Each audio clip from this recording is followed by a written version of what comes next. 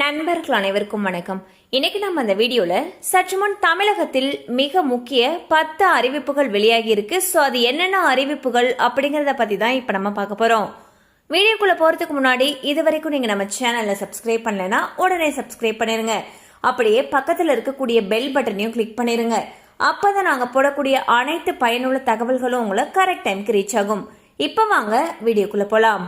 பள்ளிகள் திறப்பை ஒரு வாரத்திற்கு தள்ளி வைக்க வேண்டும் என்று தமிழக அரசை தனியார் பள்ளி சங்கங்களுடைய கூட்டமைப்பு வலியுறுத்தியுள்ளது. ஏற்கனவே தமிழகத்தின் பல மாவட்டங்களில் வெப்ப அலை வீசுவதை சுட்டிக்காட்டி இந்த கோரிக்கையை பெற்றோர்களும் விடுத்திருந்தனர். விவசாயிகளுடைய நீண்ட நாள் கோரிக்கையை ஏற்று முதலமைச்சர் திரு விஜய் அவர்கள் உத்தரவு பிறப்பித்துள்ளார்.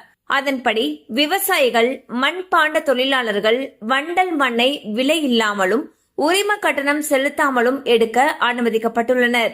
இன்ஜினியரிங் மற்றும் டாக்டர் படிப்புகளுக்கு ஒருங்கிணைந்த நுழைவுத் தேர்வு நடத்துவது குறித்து மத்திய அரசு பரிசீலித்து வருகிறது.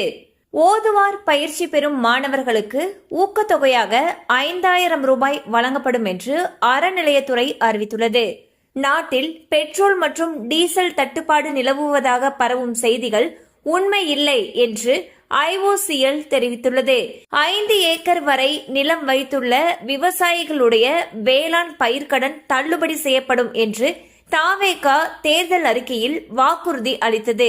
இதுகுறித்து செய்தியாளர்களிடம் பேசிய அமைச்சர் திரு வினோத் அவர்கள், கடன் தள்ளுபடி தொடர்பாக முதலமைச்சர் திரு விஜய் அவர்கள் விரைவில் முடிவெடுப்பார் என்று தெரிவித்துள்ளார்.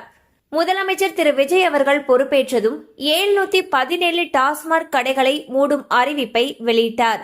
இந்நிலையில் அந்த கடைகளில் பணியாற்றிய ஊழியர்களை அருகில் உள்ள கடைகளில் பணியமர்த்த உத்தரவு பிறப்பிக்கப்பட்டுள்ளது. PM கிசான் திட்டத்தின் கீழ் விவசாயிகளுக்கு 2000 ரூபாய் வீதம் 3 தவணைகளாக ஒரு ஆண்டுக்கு 6000 ரூபாய் வழங்கப்படுகிறது. விரைவில் 23வது தவணை வழங்கப்பட உள்ளது.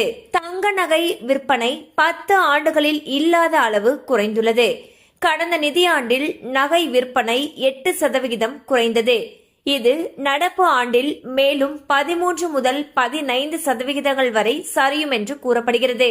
கண்டிப்பா இந்த அப்டேட் உங்களுக்கு பயனுள்ளதா இருக்கும் நம்புறோம். மேலும் இது போல அப்டேட்ஸ் உங்களை உடனே ரீச் ஆகணும்னு நினைச்சீங்கன்னா நம்ம சேனலோட தொடர்ந்து இணைந்திருங்கள். தேங்க்யூ ஃபார் வாட்சிங்.